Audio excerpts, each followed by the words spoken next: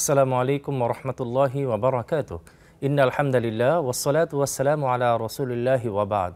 কাছে দূরে সারা পৃথিবী জুড়ে ও সবুজ শ্যামল গ্রাম বাংলার প্রত্যন্ত অঞ্চল জুড়ে যে যেখান থেকে যেই অবস্থায় ফোনে অথবা টেলিভিশনের পর্দায় আমাকে দেখছেন, আমি সবাইকে আন্তরিক ধন্যবাদ জানিয়ে শুরু করতে যাচ্ছি আপনাদের প্রিয় চ্যানেলের প্রিয় আয়োজন নেক্সাস টেলিভিশনের প্রতিদিনের সরাসরি প্রশ্নোত্তরমূলক অনুষ্ঠান বেকপেন্স বিস্কিট প্রেজেন্স ইসলামী জীবন বিধান। আজকের এই পর্বে সারাটি সময় জুড়ে আমি মোহাম্মদ সাঈদ আপনাদের সাথে থাকব ইনশাআল্লাহ। প্রিয় দর্শক, আপনারা জানেন যে প্রত্যেকটি পর্বে আমরা অত্যন্ত গুরুত্বপূর্ণ এবং জীবন ঘনিষ্ঠ কিছু বিষয় নির্ধারণ করে থাকি, যে টপিকের উপর আলোচনা করার মাধ্যমে আমরা আমাদের জীবনকে কুরআন এবং সুন্নাহর পথে পরিচালনা করার জন্য চমৎকার কিছু গাইডলাইন এই প্রোগ্রামের মাধ্যমে আমরা পেয়ে থাকি আলহামদুলিল্লাহ। প্রত্যেকটি পর্বে আমরা আপনাদের পছন্দের বিশেষ একজন অতিথিকে আমাদের সেটে আমন্ত্রণ জানিয়ে থাকি। চলুন দেখে নেওয়া যাক কে এসেছেন আজকে আমাদের এই সেটে বিশেষ অতিথি হয়ে। জি প্রিয় দর্শক, আজকে আমাদের সেটে উপস্থিত হয়েছেন জননন্দিত আলেমে দ্বীন, তরুণ বিদগ্ধ ইসলামিক স্কলার, আমাদের সবার পছন্দের এবং অত্যন্ত শ্রদ্ধাভাজন ব্যক্তিত্ব, স্কার্টন গার্ডেন অফিসার্স কোয়ার্টার জামে মসজিদের সম্মানিত খতিব ফদিলাতুল উস্তাদ শেখ মুহতারাম গাজী সানাউল্লাহ রহমানী হাফিজাহুল্লাহ। আসসালামু আলাইকুম ওয়া রাহমাতুল্লাহি ওয়া বারাকাতুহু। ওয়ালাইকুম আসসালাম ওয়া রাহমাতুল্লাহি ওয়া বারাকাতুহু। উস্তাদ কেমন আছেন আপনি? বুঝতে পারছেন ঠান্ডা লেগেছে, গলা পরিষ্কার নয়, বোধহয় শীত এসে পড়ছে, আসি আসি করছিল। ঢাকায় শীতের প্রকোপ অতটা বেশি না হলেও ঢাকার বাইরে গ্রামে গঞ্জে বেশি। আমরা জানি আপনি একজন সুপরিচিত ওয়াইজ, বিভিন্ন জায়গায় যেতে পারেন। এটা হয়তো অনেক বড় পরিচয়। আমি ছোট মানুষ, গ্রামে যাই এবং আমি যেসব মাহফিলে যাই ওখানে অন্য অনেকেই যান না, তো সাধারণ মানুষের মাহফিল তো আমি যাই। আচ্ছা, আমি মানুষের দোয়ার জন্য যাই। আলহামদুলিল্লাহ আল্লাহ ভালো রেখেছেন এবং আপনার সাথে আপনার চমৎকার উপস্থাপনায় আজকেও ইসলামী জীবন বিধানে আসার সুযোগ হলো এবং নেক্সাসের অগণিত দর্শক শ্রোতারা অপেক্ষায় আছেন। তারা অনেক কিছু জানতে চাবেন বা আমরা কিছু বলার চেষ্টা করব।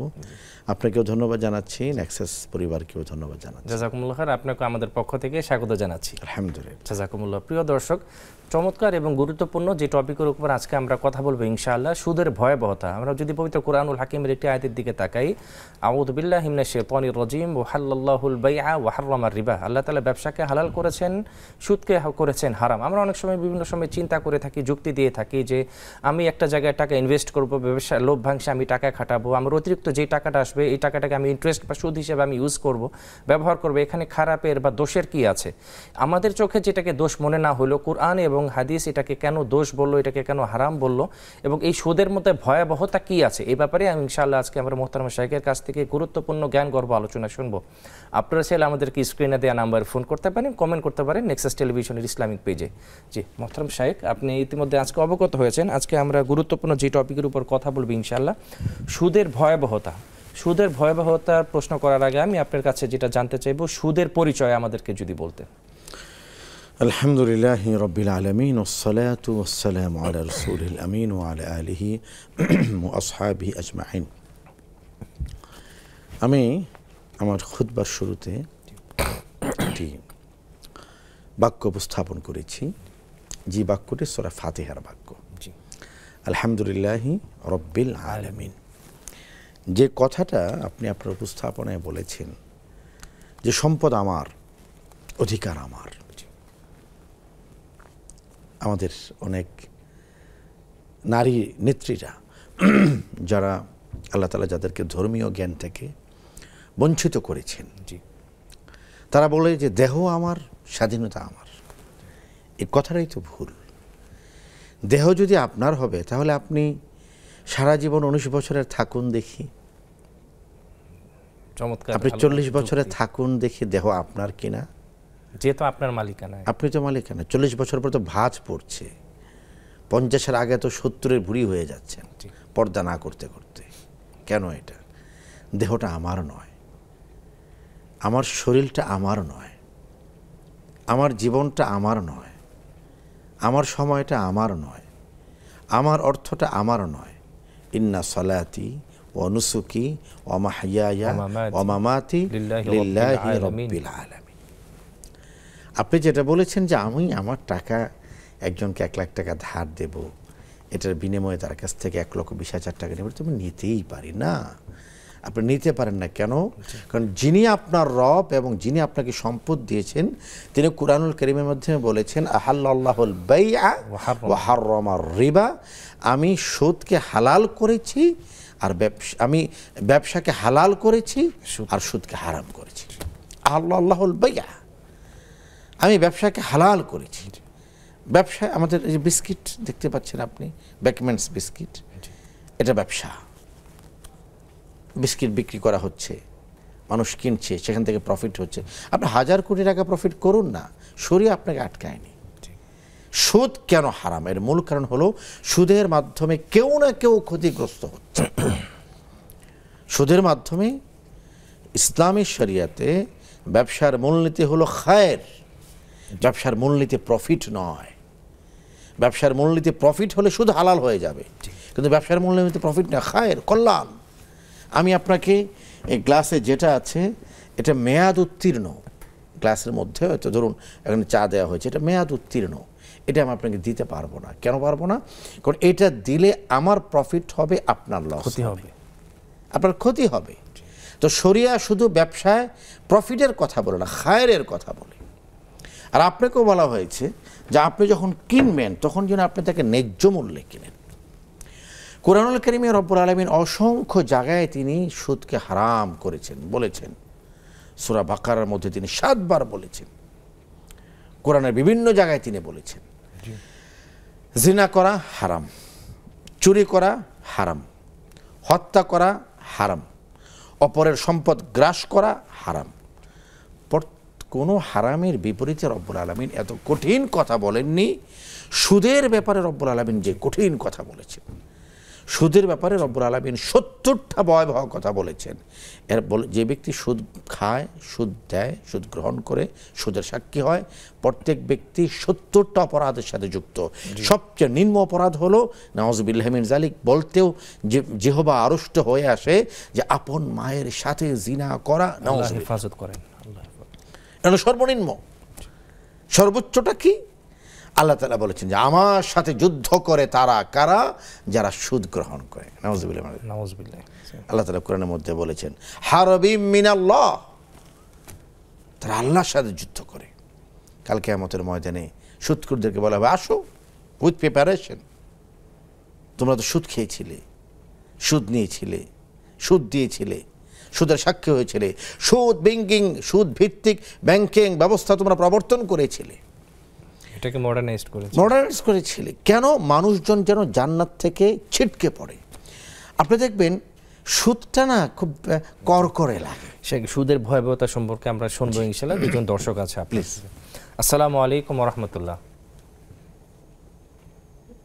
কে বলছেন? আপনার নাম বলে এবং কোথা থেকে বলছেন একটু প্রশ্নটি করবেন। জি জি হুজুর, আসসালামু আলাইকুম। ওয়া আলাইকুম সালাম। ভাইজান আপনার নামটা যদি বলতেন। আমি গিয়াসউদ্দিন পাঠান বলছিলাম নেত্রকোনা থেকে। জি গিয়াসউদ্দিন ভাই বলেন। আমি প্রশ্ন করছিলাম হুজুর যে নামাজের সময় শুধু লুঙ্গি পরে নামাজ হবে কিনা, না ভিতরে কোপিং পড়তে হবে? জি। আর আরেকটি প্রশ্ন হচ্ছে আমার দুইটি প্রশ্ন হচ্ছে। জি জি জি। আরেকটি প্রশ্ন হচ্ছে যে এই পাঞ্জাবি কি আপনার একটু শর্ট হলে হাঁটুর উপরে থাকলে পাঞ্জাবি, একটু শর্ট পাঞ্জাবি দেখে নামাজ হবে কিনা? জি জি, অনেক ধন্যবাদ আপনাকে। জি জি, আরেকজন দর্শক আছে আমাদের সাথে। আসসালামু আলাইকুম। ওয়ালাইকুম সালাম।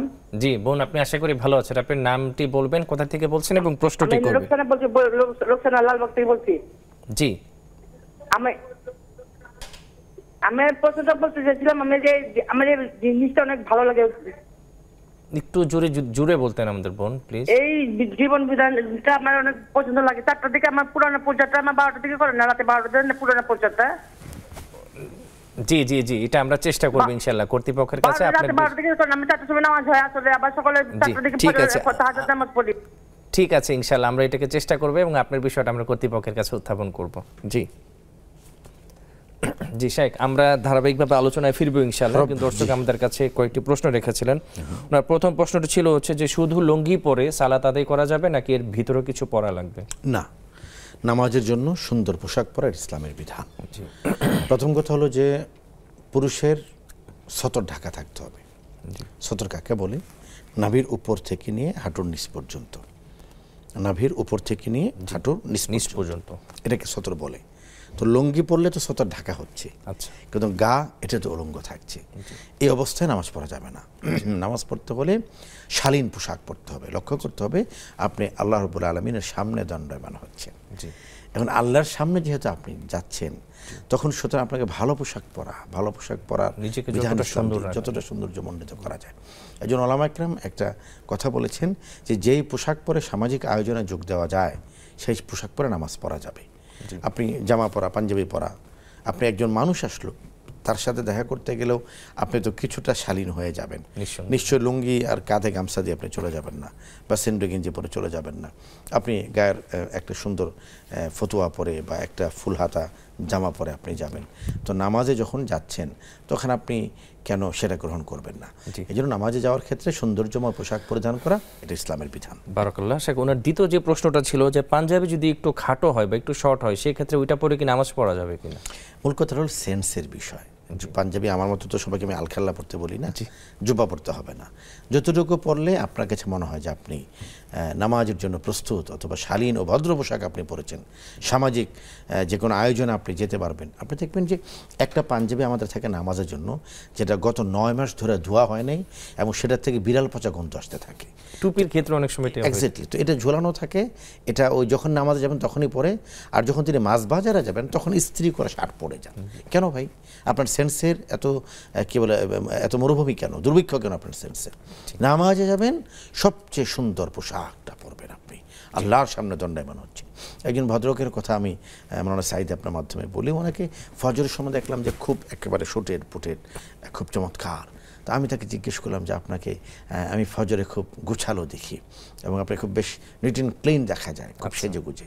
তো তিনি বলেন যে সম্মানিত শায়েখ, ফজর তো হলো দিনের প্রথম ভাগে আল্লাহর সাথে প্রথম সাক্ষাৎ। সুবহানাল্লাহ, মাশাআল্লাহ, মাশাআল্লাহ। আল্লাহ কিন্তু আমাদেরকে সর্বাবস্থায় দেখছেন, কিন্তু প্রথম সাক্ষাৎ মানে হলো যে আমি যখন নামাজে দাঁড়াচ্ছি, আমি তো আল্লাহর সামনে দাঁড়াচ্ছি, আনতা আবুদাল্লাহ কান্নাকা তারা, আমি আল্লাহকে দেখছি। তো আল্লাহর সামনে যেহেতু আমি দণ্ডায়মান হব, তখন খুব সেজে দাড়িতে তেল দিয়ে আঁচড়িয়ে সুন্দর জামা ম্যাচিং করে, কতটা চমৎকার। উনি দিনের প্রথম সাক্ষাৎটা আল্লাহর সাথে কতটা সুন্দর। তিনি বলেন যে দিনের ফার্স্ট মানে কি মিট আপ আল্লাহর সাথে, আমার রবের সাথে দিনের প্রথম সাক্ষাৎ যখন হচ্ছে, তো আমি তো সেজে গুজিয়ে থাকবো।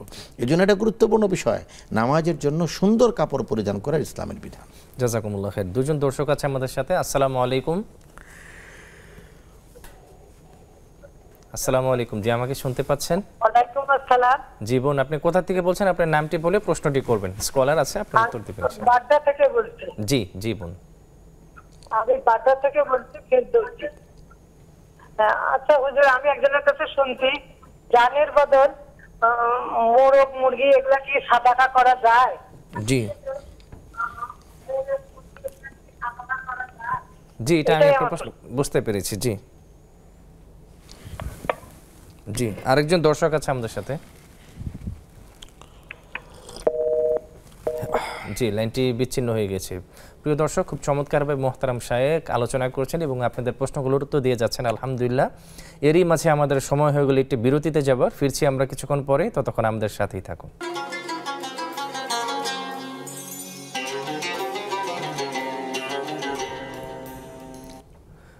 বিরতির পরে আবারও আপনাদের সাদর আমন্ত্রণ জানাচ্ছি। প্রিয় দর্শক, আপনারা দেখছেন বেকমেন্স বিস্কিট প্রেসেন্স ইসলামী জীবন বিধান। আমরা সরাসরি মোহতারাম শায়েখের কাছে প্রশ্নে ফিরে যাচ্ছি। আপনারা কিন্তু চাইলে আমাদের কিছু কিনে দেওয়া নাম্বারে ফোন করতে পারেন, কমেন্ট করতে পারেন নেক্সাস টেলিভিশনের ইসলামিক পেজে। শায়েখ, এক ভাই আমাদের কাছে প্রশ্ন করেছিলেন যে জানের বদলে আমরা অনেক সময় জান সাদকা করতে চাই, সেই ক্ষেত্রে কি খাসি অথবা গরুর পরিবর্তে যদি কারোভাবে তৌফিক না থাকে মুরগি অথবা মোরগ, হাঁস ইত্যাদিগুলো দিয়ে কি করা যাবে কিনা? প্রশ্নটা মনে এক বোনের ছিল। জি, বোনের ছিল। জাযাকাল্লাহ খাইর। সেটা হলো, হ্যাঁ, জানের বদলে জান এটা আছে। হযরতে রাসূল করিম সাল্লাল্লাহু আলাইহি ওয়াসাল্লামের পিতা আব্দুল্লাহ, তাকে তো কুরবানি করার মানত করেছিলেন তার বাবা আব্দুল মুত্তালিব। তো তিনি যে বেঁচে গিয়েছেন কুরবানি থেকে, এটার একটা বিষয় হলো যে ওট কুরবানি করা হয়েছিল, 100টা ওট। জি। তো এক্ষেত্রে বলা হয় যে বান্দার জান যেন নিরাপদ থাকে, এই জন্য আরেকটি পশু পাখি যেটা আল্লাহ তাআলা হালাল করেছেন, বকরি, ছাগল, গরু, ওট, এগুলিকে আপনার কোরবানি দেওয়া যায়, মানে মান্নাত করা যায়, এটা জায়েজ আছে। আচ্ছা, ওনার প্রশ্নটা ছিল মুরগি অথবা মোরগ, হাঁস এটা দিয়ে করা যাবে কিনা? এটা দিয়ে করলেও হবে, তবে আসলে মুরগি তো সাদাকার ক্ষেত্রে বড় বিষয় নয়। অন্তত একটা বকরি করা, একটা ছাগল করা অন্তত সাদাকা যেটা বলা হয়। মুরগি করলেও হবে না যে তা নয়, আল্লাহ রাস্তায় তো একটা ডিমও দান করা যায়, জি, তো এই জন্য হবে, কিন্তু উচিত হলো সামর্থ্য থাকলে বকরি। বারাকাল্লাহ। সেই সুদের ভয়াবহতা সম্পর্কে আপনি বলছিলেন আর কি। রব্বুল আলামিন কোরআনুল কারীমের মধ্যে যুদ্ধের ঘোষণা দিয়েছেন যারা সুদ গ্রহণ করে। একটা বিষয় আপনি বলতে পারেন যে সুদটাকে মানুষ ভয়াবহ মনে করছে না কেন? এটা করে টাকার বিষয় আছে, ক্রেডিট কার্ডের বিষয় আছে। জি, তো শয়তান সবগুলি আয়োজন মিলে পুরো বিষয়টাকে একটা কর্পোরেট লাইফ দিয়েছে আপনাকে। শয়তান এটা কেন করেছে? বিভিন্নভাবে যুক্তি খাটাচ্ছে এবং শয়তান এটাকে আলোকিত করার চেষ্টা করেছে যে এটা একটা কর্পোরেট। শয়তান আমাদের সবচেয়ে বড় শত্রু। ইন্না শাইতানা লিল ইনসানি আদুউম মুবিন। শয়তান হলো মানুষের সবচেয়ে বড় শত্রু। রাসূল করিম সাল্লাল্লাহু আলাইহি ওয়াসাল্লাম বলেছেন যে এমন একটা সময় আসবে যখন কোনো মানুষ সুদ থেকে বাঁচতে পারবে না। ধোঁয়া যেমন মানুষের নাকে মুখে প্রবেশ করে, এমনিভাবে সুদের সাথে মানুষ যুক্ত হয়ে যাবে। আল্লাহ হেফাজত করেন। আমরা যে অনুষ্ঠানটায় বসে আছি, যে মাইক্রোফোনে আমি কথা বলছি, যে কোট আপনার গায়ে আছে, হতে পারে এই প্রত্যেকটা প্রতিষ্ঠান কোনো না কোনোভাবে সুদের সাথে যুক্ত। আপনি কোটের কথা যদি বলেন, যে কোম্পানি থেকে আপনি কিনেছেন সেই বেচারা হয়তো 100 কোটি টাকা লোন নিয়েছে ব্যাংক থেকে, সুদি লোন। তো আপনি আমি যা ক্রয় করেছি আমরা তো সেটা জানি না, তা আমরা প্রত্যক্ষভাবে জড়িত নই, কিন্তু পরোক্ষভাবে যে মোবাইল আপনি ব্যবহার করছেন, এই মোবাইল ইন্ডাস্ট্রি যেখানে হয়েছে সেখানে হয়তো 3000 কোটি টাকা লোন নেওয়া হয়েছে, সুদি লোন। সেই মোবাইল তো আপনার আমার হাতে। এই জন্য বিষয় হলো যেমন একটা সময় আসবে যখন মানুষ সুদের সাথে এমনভাবে যুক্ত হবে, ধোঁয়া যেমন মানুষের নাকে মুখে প্রবেশ করে। শয়তান সুদকে এত ইম্পর্টেন্ট করে আমাদের মাঝে কেন যুক্ত করলো? মূল কারণ হলো যে ব্যক্তি সুদ খাবে, যে ব্যক্তি সুদ দিবে, যে ব্যক্তি সুদ লিখবে, তিনজনই জাহান্নামী, জান্নাত থেকে তারা ছিটকে পড়বে। আর এটাই হলো শয়তানের প্রথম প্ল্যান। কারণ হযরত আদম আলাইহিস সালাতু ওয়াস সালাম তিনি জান্নাতে ছিলেন এবং তিনি জান্নাতে ফিরে গিয়েছেন। আমরা জান্নাতে ছিলাম, আমরা আবার জান্নাতে ফিরে যাব ইনশাআল্লাহ। কিন্তু সেই সিরাতে মুস্তাকিমের পথে দাঁড়িয়ে আছে বিষাক্ত খঞ্জর নিয়ে ইবলিস শয়তান। হযরত আদম আলাইহিস সালাতু ওয়াস সালাম থেকে নিয়ে আখির নবী রাসূল করিম সাল্লাল্লাহু আলাইহি ওয়াসাল্লাম পর্যন্ত সমস্ত নবীগণ এই কথাই বলে গেছেন, সাবধান, শয়তানকে কন্ট্রোল করা যাবে, শয়তানকে অনুসরণ করা যাবে না, শয়তানের পথে চলা যাবে না। ইন্না শাইতানা লিল ইনসানি আদুউম মুবিন। প্রকাশ্য শত্রু। তোমরা শয়তানের কথা শুনো না। কিন্তু শয়তান আমাদের সামনে সুদটাকে এত আকর্ষণীয় পদ্ধতিতে তৈরি করেছে, আমাদের মনে হয় একটা ক্রেডিট কার্ড, একটা লাইফ, একটা কর্পোরেট জগৎ। কার্ড দিলেই টাকা বের হয়ে যাচ্ছে, কার্ড দিলেই খাবারের অর্ডার চলে আসতেছে, কার্ড দিয়ে সারা দুনিয়া আমি ঘুরতেছি। অথচ এর পেছনে যে জাহান্নামের ভয়ঙ্কর শাস্তি রয়েছে, এটার সাথে আমাদের চোখ থেকে সরিয়ে দিচ্ছে। আর ওয়ার্ল্ড ওয়ালি শেখ যারা আসলে এই ইন্টারেস্ট নিয়ে যারা কাজ করছে এবং মডার্নাইজ ভাবে তার খুব যুক্তি সহকারে এটাকে উত্থাপন করতে চেষ্টা করে, একটা যুক্তি তারা আপনাকে দিবে, সেটা আমি আপনাকে একটু বলি। তারা বলবে যে আপনি হুজুর আপনারা খালি সুদের বিরুদ্ধে বলেন, আপনারা তো গরিব গোরেবা মানুষ, এই পাঞ্জাবি একটা পড়তেছেন 1 সপ্তাহ ধরে, কম দামি পাঞ্জাবি, মাথায় রুমাল যেটা আছে এটা কখনো রুমাল, কখনো পাগড়ি, কখনো আবার মাথা নিচে বালিশ বানায় এটা দিয়ে ঘুমান, আপনারা বুঝবেন কি? দেখুন, শয়তান মানুষকে সবচেয়ে বুদ্ধি যেটা দেয় যে সুদ নেও ভালো থাকো, নাউজুবিল্লাহ, সুদ নেও ভালো থাকো। ভালো থাকার ব্যাখ্যাটা আসলে কোথায়?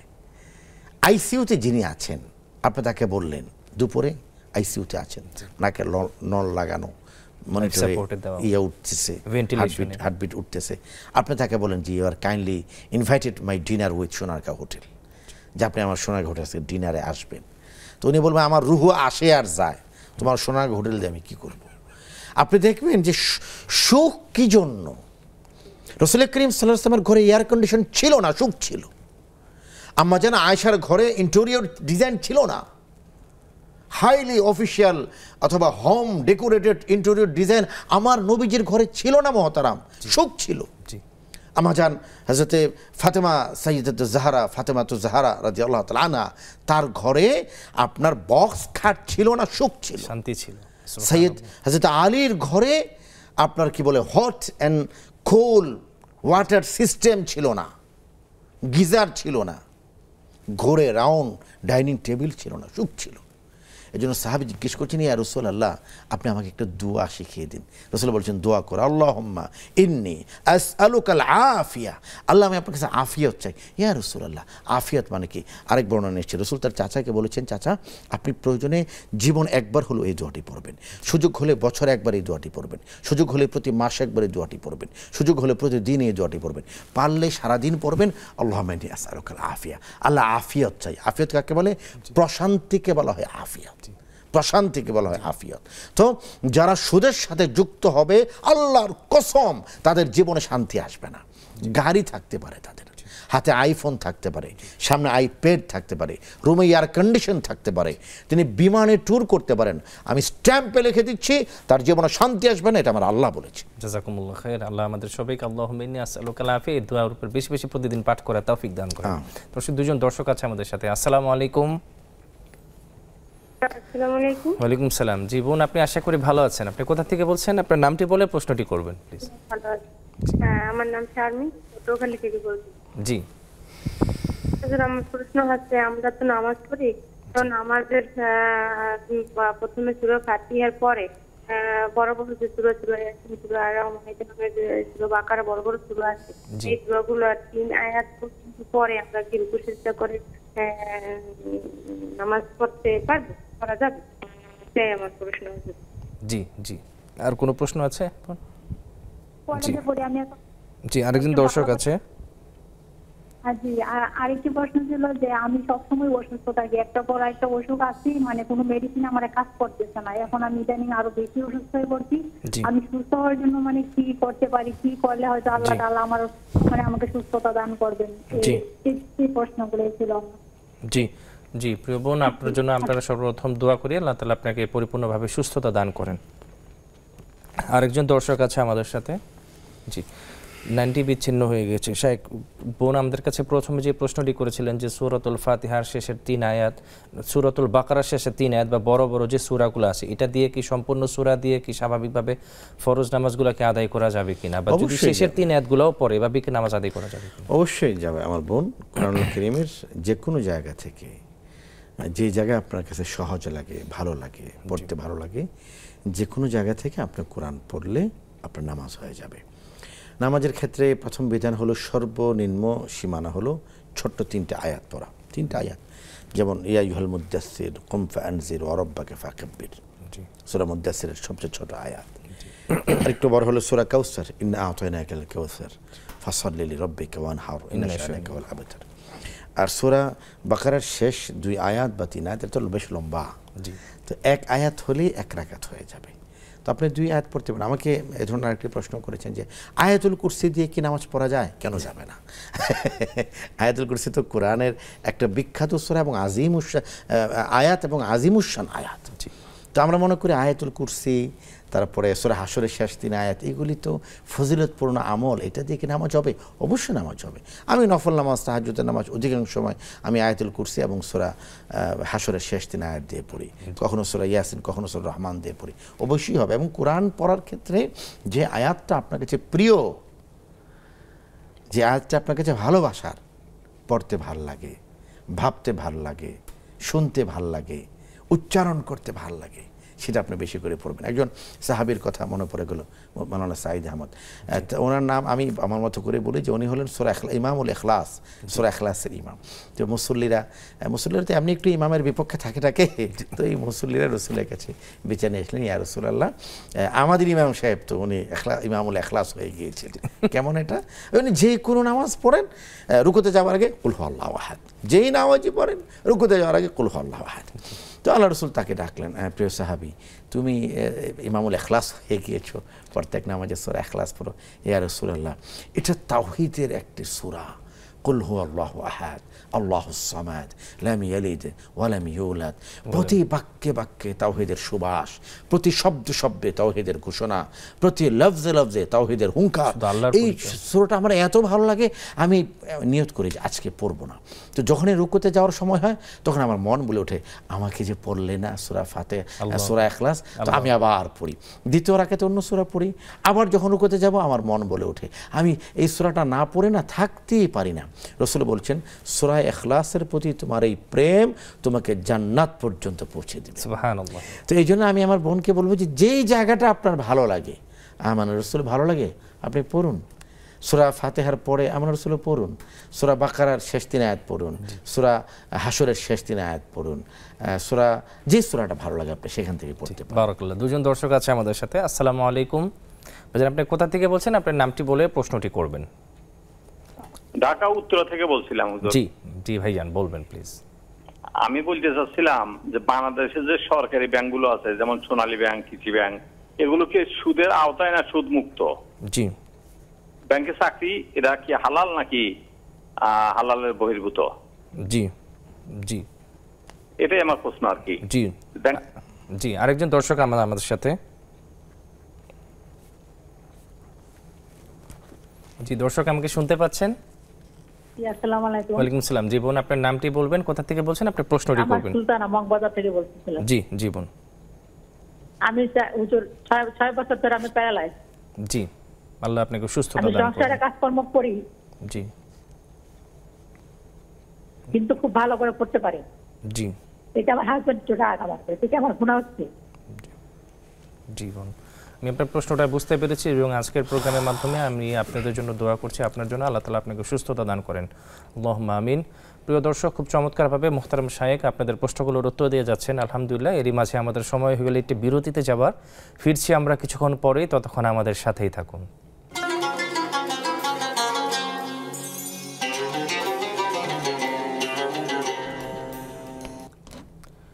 বিরতির পরে আবারও আপনাদের সাদর আমন্ত্রণ জানাচ্ছি। প্রিয় দর্শক, আপনারা দেখছেন বেকমেন্স বিস্কিট প্রেজেন্টস ইসলামী জীবন বিধান।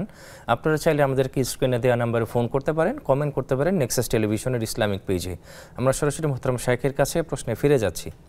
শেখ, এক বোন আমাদের কাছে অন্তত আক্ষেপের সাথে একটি প্রশ্ন করেছেন এবং উনি জানিয়েছেন যে উনি সবসময় আসলে অসুস্থ থাকে, একটার পর একটা অসুস্থতা ওনার লেগেই থাকে। এই ক্ষেত্রে উনি আসলে কি আমল করতে পারেন?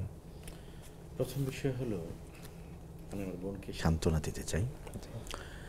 রাসূল করিম সাল্লাল্লাহু আলাইহি ওয়াসাল্লাম একটা হাদিস আমি তাকে বলছি।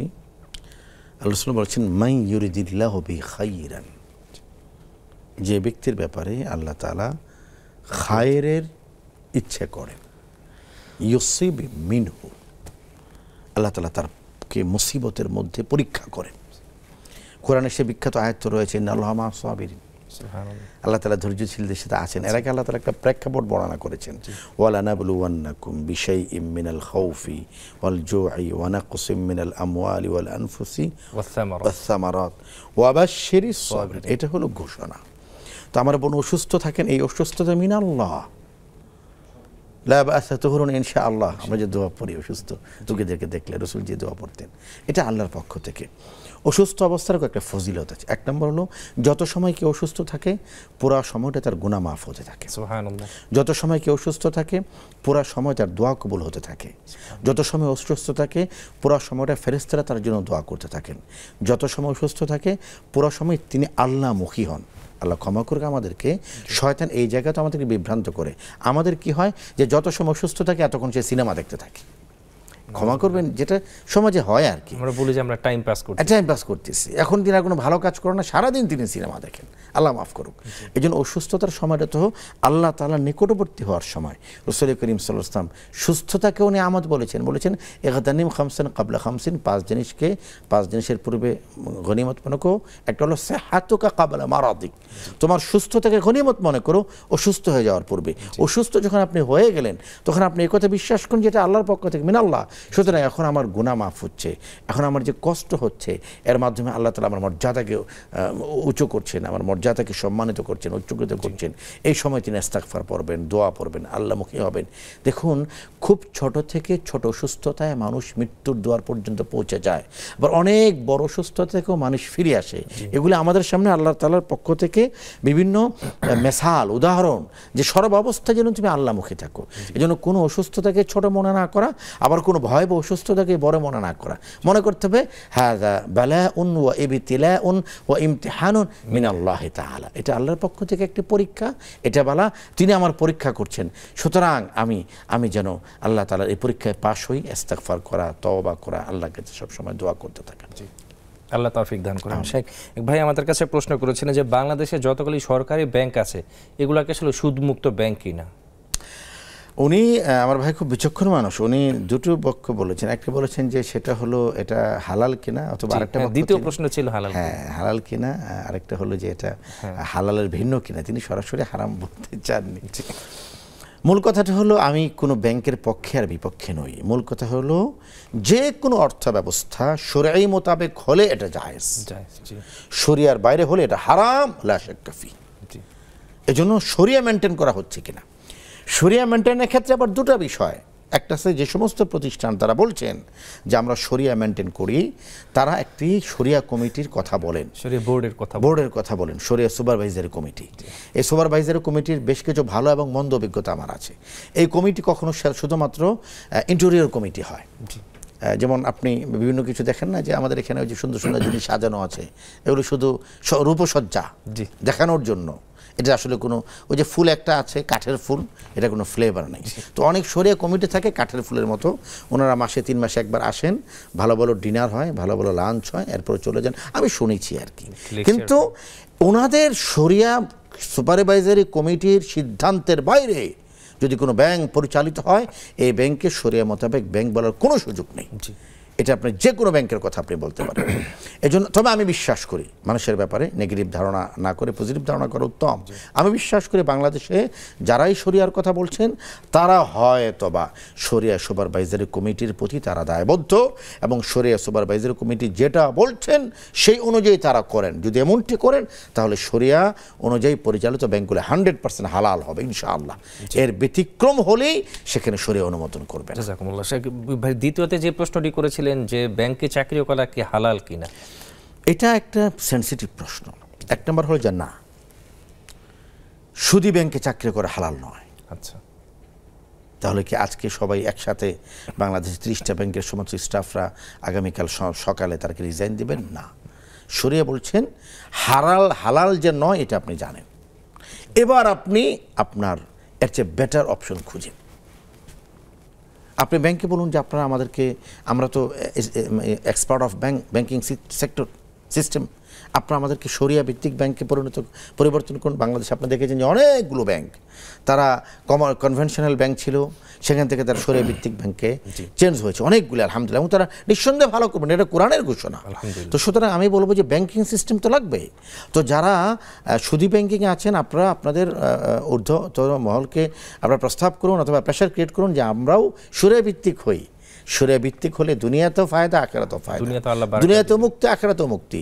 শরিয়া ভিত্তিক না হলে দুনিয়াতেও শাস্তি, আখিরাতেও শাস্তি, দুনিয়াতেও পেরেশানি, আখিরাতেও পেরেশানি, বেলায় হাতা, সীমা ছাড়া। তো এই জন্য তারা হয়তো বেটার অপশন খুঁজবেন অথবা তারা শরিয়া ভিত্তিক ব্যাংকে জব করবেন ইনশাআল্লাহ। জাযাকুমুল্লাহ। শেখ এক বোন আমাদের কাছে আরেকটি প্রশ্ন করেছিলেন, উনি জানিয়েছেন উনি আসলে সবসময় প্যারালাইজ থাকেন, উনি একদমই অসুস্থ। প্যারালাইজটার কারণে উনি সংসারে তেমন কোনো কাজই করতে পারেন না। তারপরে উনি যতদূর সম্ভব উনি করেন, যেহেতু উনি কম করতে পারেন সে কারণে হাজব্যান্ড ওই ভাইজান সবসময় ওনার উপর রাগ করে থাকেন আর কি। মানে ওনার জানতে চাওয়ার বিষয় উনি কি এক্ষেত্রে কি আসলে ওনার গুনাহ হবে কিনা? আল্লাহ প্রথম কথা হলো যে ধরনের পেরেশানি থেকে সবাইকে হেফাজত করুন, আল্লাহুম্মা আমিন। আমার বোনকে আমি দুটো সান্ত্বনার কথা শোনাতে চাই যে এই যে অসুস্থতা, প্যারালাইজড, উনি অসারতা, এটা আল্লাহর পক্ষ থেকে। এই যে তিনি কি বলে এটাকে মেনে নিয়েছেন এবং এই অবস্থায় তিনি সংসারে টুকটাক কাজ করার চেষ্টা করছেন অথবা বেশি, এটা কিন্তু আল্লাহ তাআলা খুশি হচ্ছেন। দেখুন, সুস্থতা অসুস্থতার মালিক একমাত্র আল্লাহ, যেটা আমি একটু আগে আলোচনায় বলেছি, একমাত্র আল্লাহ। 2 নম্বর বিষয় হলো আমি ঠিক জানি না এই আলোচনা আমার বোনের স্বামী শুনবেন কিনা বা তার পরিবারের লোকেরা শুনবেন কিনা। পরিবারে বরকত সবসময় পুরুষের হাতের কামায়ে হয় না, পুরুষের উপার্জনে আসে না, বরকত তো ওইখানে। একজন মানুষ দিন রাত পরিশ্রম করছে, সকালবেলা বেরোলে আপনি দেখবেন, আমি মোহাম্মদপুরে থাকি, মোহাম্মদপুর শিয়া মসজিদ আশেপাশে অনেক জায়গায় দেখবেন যে আমাদের শ্রমিক বন্ধুরা তারা একটি কোদাল এবং একটি ঝুড়ি নিয়ে তারা ফজরে পরে শত শত মানুষ দাঁড়িয়ে থাকে শীতের মধ্যে। কেন দাঁড়িয়ে থাকে? যে তাকে কেউ না কেউ কাজে নেবে। এখানে রং মিস্ত্রি আছে, ইট মিস্ত্রি আছে, বার্নিশ মিস্ত্রি আছে, কাঠ মিস্ত্রি আছে, সারাদিন তারা পরিশ্রম করে 1000 টাকা কামায়, 2000 টাকা কামায়, 3000 টাকা কামায়। আপনি বসে বসে চাকরি করছেন 8 ঘন্টা, 40,000 টাকা আপনি কামাচ্ছেন। আপনি যে মানুষটা যদি মনে করেন যে আমার উপার্জন কেবলই মাত্র আমার ক্রিয়েটিভিটির মাধ্যমে, তিনি অন্ধ, তিনি বোকা। ক্রিয়েটিভিটির মাধ্যমে নয়, রিজিক আল্লাহর হাতে। এজন্য কোনো পরিবারে কোনো অসুস্থ বোন থাকতে পারেন, অসুস্থ মা থাকতে পারেন, অসুস্থ স্ত্রী থাকতে পারেন। ইসলাম বলেছে হতে পারে সেই অসুস্থ ব্যক্তির জন্য আল্লাহ তাআলা তোমার রিজিকের মধ্যে বরকত দান করেছে। এজন্য অসুস্থ ব্যক্তিকে বোঝা মনে না করা, আল্লাহ ক্ষমা করে আমি বাক্যটা আবার রিপিট করছি, অসুস্থ ব্যক্তিকে বোঝা মনে না করা, তাকে রৌনক মনে করা, তাকে আল্লাহর পক্ষ থেকে রহমত পাবার উসিলা মনে করা। এমপি সাহেবের ভাগিনের সাথে আপনার কানেকশন আছে, তা আপনি এটাকে এমপির নৈকট্য হওয়ার জন্য ওনার ভাগিনের সাথে আমার কানেকশন আছে। জীবনে কোনো দিন একটা সেলফি তুলেছেন ইমাম সাহেবের সাথে, আপনি গিয়ে বলুন যে স্যার আমার চিনেছেন। তো ভাই, মানুষের আনুকূল্য পেতে হলে যদি আপনি তার প্রিয় মানুষের সঙ্গে সম্পর্ক করতে চান, আল্লাহ বলেছেন আমি কাউকে সুস্থ দিয়েছি, তুমি তার সেবা করো, শুশ্রূষা করো, তাকে উৎসাহ প্রদান করো। তোমারও তো এটা হতে পারতো, তাকে জুলুম করুন, তোমারও তো এটা হতে পারতো। তো এই জন্য যে ঘরে একজন বোন অসুস্থ, তার স্বামীর প্রথম কাজ হলো তিনি যেন সবর করেন এবং তিনি যে এই কথা অনুভব করার চেষ্টা করেন যে আমার স্ত্রীর উপর যে পরীক্ষা চলছে, এই পরীক্ষা যদি আমি সবর করি এবং তার পাশে থাকি, তার হাতে হাত রাখি, তাহলে আমার আল্লাহ খুশি হবেন। তিনি আমাকে দুনিয়াতে উত্তম প্রতিদান দান করবেন, আখিরাতে উত্তম প্রতিদান দান করবেন। এজন্য ঘরে বৃদ্ধা মা থাকেন, বৃদ্ধা নারী থাকেন, বিছানায় শয্যাশায়ী দাদি থাকেন, নানু থাকেন, এদেরকে আমরা বোঝা মনে করি, আল্লাহ ক্ষমা করুক। এবং আমাদের গ্রাম্য পরিভাষায় বলে মরে না কেন, নাউযুবিল্লাহি মিন যালিক, এই কথা বলা যাবে না। হতে পারে ঘরের প্রত্যেকটা মানুষের রিজিক আল্লাহ তাআলা সেই প্যারালাইজড নারীটার কারণে দিচ্ছেন। এরকম অসংখ্য ঘটনা প্রমাণিত। আল্লাহ আমাদের সহি বুঝ দান করুন। আল্লাহ দান করুন। জি, দুইজন দর্শক আছে আমাদের সাথে। আসসালামু আলাইকুম। আসসালাম। জি ভাইজান, আপনি ভালো আছেন? আপনার নামটি বলবেন, কোথা থেকে বলছেন, আপনি প্রশ্নটি করবেন। একটু জোরে বলবেন ভাইজান। প্রিয় ভাই, আপনার টেলিভিশনের ভলিউমটি আপনি কমিয়ে নেবেন। টেলিভিশনের ভলিউমটি কমিয়ে নিয়ে আপনি একটু উঁচু করে আপনার প্রশ্নটি উপস্থাপন করুন।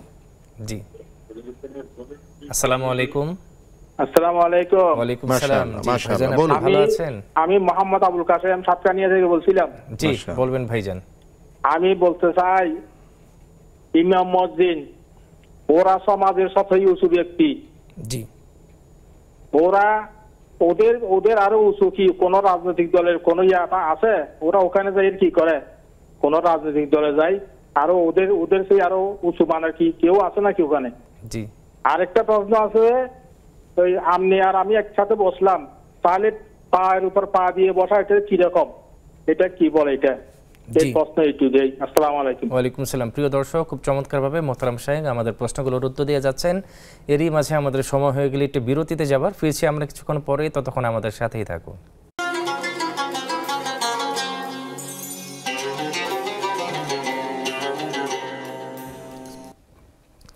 বিরতির পরে আবারও আপনাদের সাদর আমন্ত্রণ জানাচ্ছি। প্রিয় দর্শক, আপনারা দেখছেন বেকমেন্স বিস্কিট প্রেজেন্স ইসলামী জীবন বিধান।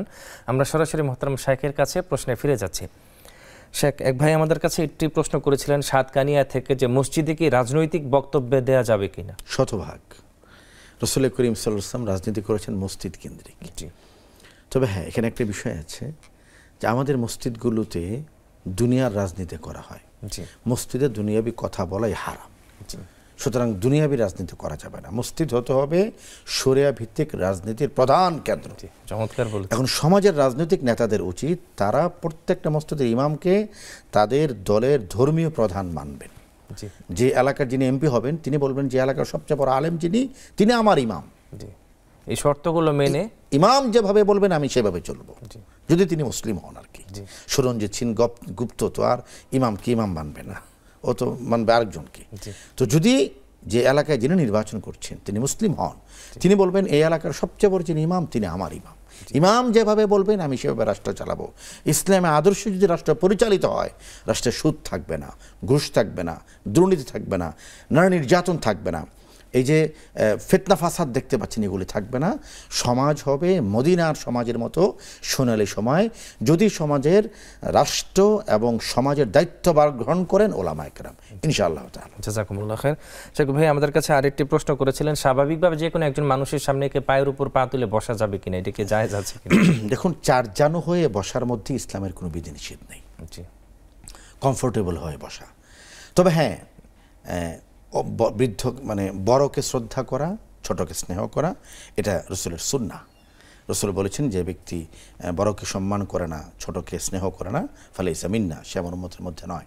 এই জন্য অপর মানুষের সামনে যখন আপনি বসবেন, সে বসার ক্ষেত্রে একটা আদব আছে, সে বসার ক্ষেত্রেও একটা শালীনতা আছে, সেই বসার ক্ষেত্রেও একটা ইসলামের সৌন্দর্য আছে, বিধান আছে। তো একজন লোক, আমরা অনেক সময় দেখি যে মুরব্বীদের সামনে গিয়ে আমাদের আত্তাহিয়াতুস সুরতে বসতে হয়, এটা আবশ্যক নয়। আবার পা এরকমভাবে আপনি বসবেন না, এক পায়ের উপর আরেক পা দিয়ে, অড লাগে, শালীনতা লাগে, ভদ্রতা বিবর্জিত।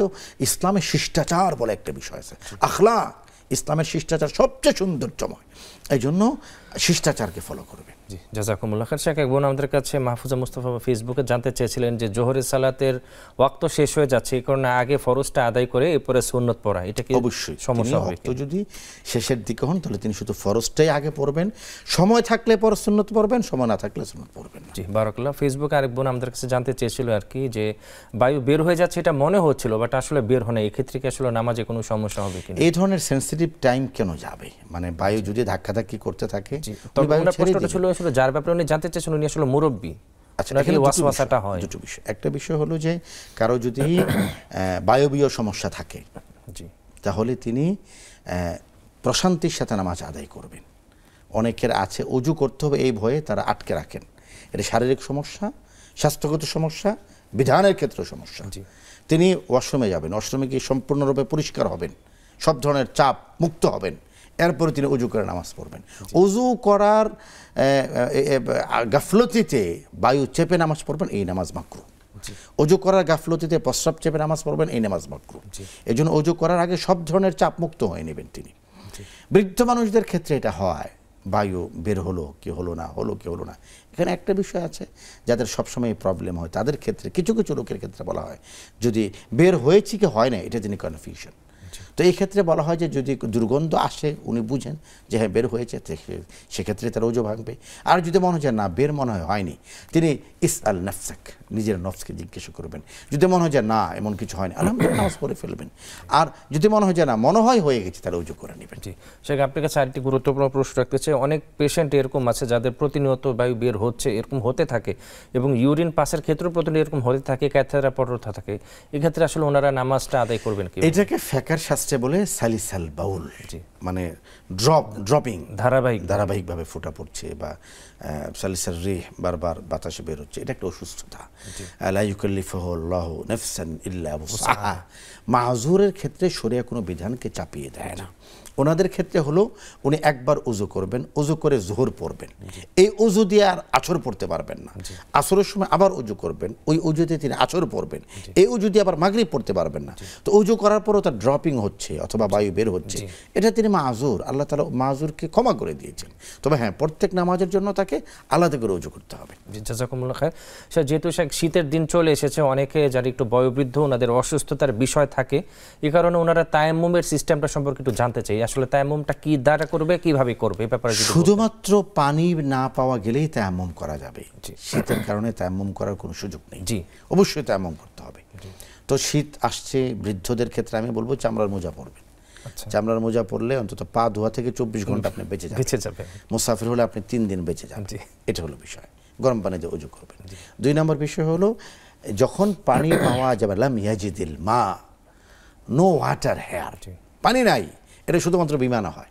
কেউ কেউ বলেন বিমানে তো পানি আছে, সেটা ভিন্ন কথা। বিমানে যে পানি আছে এটা উযু করার পানি নয়। এটা কেউ যদি আল্লাহ মাফ করুক বমি টমি করা দেয় বা বিশেষ ইমার্জেন্সি অবস্থায় ব্যবহার করে, কোয়ান্টিটি একদমই কম। জি, তাহলে কি করতে হবে? যখন পানি, লাম ইয়াজিদিল মা, পানি নাই, তখন তিনি তায়াম্মুম করবেন। তায়াম্মুমের 3 ফরজ: 1 নম্বর নিয়ত করা, 2 নম্বর কোনো মাটিতে তিনি হাত মারে পুরো মুখমণ্ডলকে মাসাহ করা 1 নম্বরে, 2 নম্বর আবার হাত দিয়ে তিনি প্রথমে ডান হাতকে মাসাহ করবেন, পরে বাম হাতকে মাসাহ করবেন, এরপরে তিনি আঙ্গুলিকে মাসাহ করবেন। কেউ কেউ পা মাসাহ করেন, মাথা মাসাহ করেন, এটা শরীয়তে নেই। আর শুধুমাত্র ওই ক্ষেত্রেই তায়াম্মুম করবেন যখন লাম ইয়াজিদিল মা, পানি না পাওয়া যায়। পানির ব্যবস্থা আছে, পানি কি বলে এটাকে, ঠান্ডা পানি ব্যবহার করলে শীত লাগবে, শীতের ভয়ে তায়াম্মুম শরীয়তে জায়েজ নেই। জাযাকুমুল্লাহ খাইর। শেখ, সর্বশেষ আমাদের দর্শকদের উদ্দেশ্যে সুদমুক্ত জীবন গড়ার জন্য যদি গুরুত্বপূর্ণভাবে কিছু বলতেন। প্রিয় দর্শক, আল্লাহ বলেছেন তুমি সুদ খেও না, আমি বরকত দেব। সমাজ বলে, শয়তান ভিত্তিক অর্থ ব্যবস্থা বলে আপনি সুদ নিন, ক্রেডিট কার্ড নিন, আপনার লাইফ স্টাইল গর্জিয়াস হবে, এটা মিথ্যা কথা। এটা শয়তানের একটা ধান্দা। শয়তান আপনাকে জাহান্নামে নিতে চায় বলে আপনাকে সুদ ভিত্তিক ক্রেডিট কার্ড সিস্টেমের মধ্যে ঢোকাতে চায়। কোনো শান্তি নেই শয়তানের পথে গিয়ে।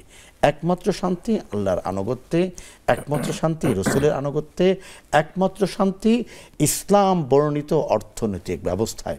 মনে রাখবেন, আমাদের জীবনের মালিক আল্লাহ, আমাদের রিজিকের মালিক আল্লাহ, আমাদের জীবনে বরকত দেওয়ার মালিক আল্লাহ। শয়তান নানান অ্যাঙ্গেলে চাবে আমাদের জীবনের বরকতকে ধ্বংস করে দেওয়ার জন্য। না, কোনোভাবেই শয়তানের ফাঁদে পা দেওয়া যাবে না, কারণ শয়তান আমাদের শত্রু, আল্লাহ ওয়ালিয়ুনা, আল্লাহই আমাদের একমাত্র বন্ধু। আল্লাহ তাআলা সর্বাবস্থায় শয়তানের নানান ধরনের প্রকোপ আর চাপ থেকে, আর কুটোচাল থেকে, ষড়যন্ত্র থেকে বেরিয়ে আল্লাহর রহমতের উপরে, সিরাতে মুস্তাকিমের উপরে অটল থাকতে পারি, সেই তৌফিক আল্লাহ তাআলা দান করুন আপনাকে, আমাকে এবং আমাদের সবাই। আল্লাহুম্মা আমিন। শেখ, আমরা জানি আপনি অন্তত ব্যস্ত মানুষ, সারা বাংলাদেশের বিভিন্ন প্রান্তে আপনি আলোচনা করেন, শত ব্যস্ততাকে পিছনে ফেলে আপনি আমাদেরকে সময় দিয়েছেন। আল্লাহ তাআলা আপনাকে উত্তম প্রতিদান দিয়ে ধন্য করেন। জাযাকুমুল্লাহ ওয়া ইয়াকুম। প্রিয় দর্শক, এতক্ষণ যারা আমাদের সাথে চমৎকার এই আয়োজনটিতে যুক্ত ছিলেন, আল্লাহ আপনাদের সময়টিকে কবুল ফরমান। সবাই ভালো থাকবেন, সুস্থ থাকবেন। আমি বিদায় বেলায় দুইটা মেসেজ দিয়ে যাই, আমরা যেন সবসময় ইসরায়েলি পণ্যকে বর্জন করে চলি এবং অবশ্যই সুদ মুক্ত একটি সুন্দর জীবন যেন আমরা নিজেদেরকে গড়তে পারি। আল্লাহ আমাদের তৌফিক দান করেন। জাযাকুমুল্লাহু খাইর, ওয়াল্লাহু ইউবারিক ফি হায়াতিকুম, ওয়াসসালামু আলাইকুম ওয়া রাহমাতুল্লাহি ওয়া বারাকাতুহু।